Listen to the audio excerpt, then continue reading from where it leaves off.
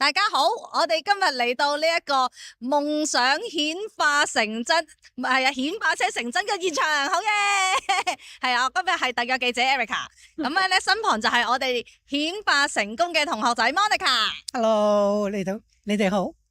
係啦，咁咧今日咧多謝 Miss Carrie 就做咗呢個聚會俾我哋啦。咁首先呢度我想問下，其實 Monica 你點解會有想顯化一架車嘅諗法嘅？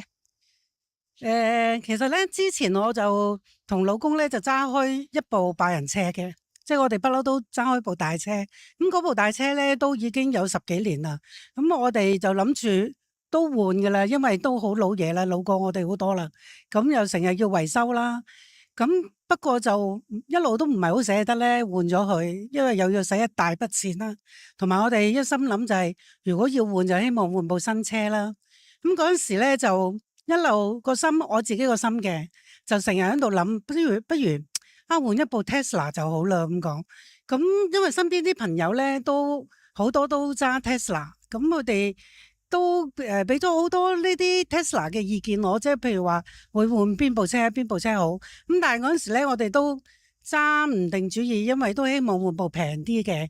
咁我哋去睇比亞迪嘅，咁但係有一日就突然間咧，我兩個姑仔咧就話我哋去睇車啦咁講。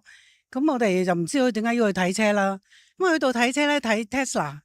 咁我心咧就好笑嘅，好搞笑。因為去到陳列室嗰陣時咧，喺度睇 Tesla 啦。咁我老公就諗住，如果係睇下部 Model 3啦，因為平少少。咁我心咧就喺度諗，我好中意 Model Y 啊，我好中意 Model Y。咁佢哋就即係睇完 Model 3就睇埋 Model Y 啦。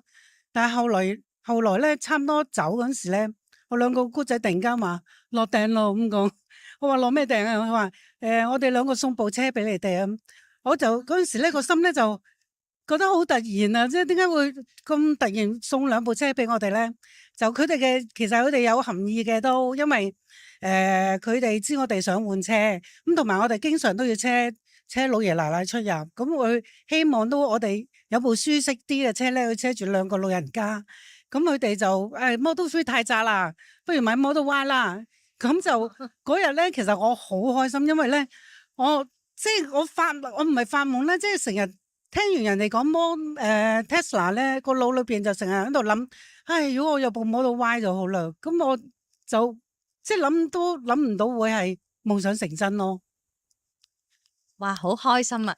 咁我想問下你，其實你係透過同 Miss Carrie 做咗啲乜嘢嘅課程而顯化到呢架車嘅咧？其實都好 amazing 啊，因為咧最先我應該係2024年 join Miss Carrie 呢個 program 嘅。咁我第一次做完重塑之後咧，其實都有一啲好 amazing 嘅例子發生咗。雖然最後咧就唔係好成功，因為可能我自己咧個量子咧都未夠足。咁但係一路咧我都係即係去睇Miss Carrie 裏邊啲課程啦。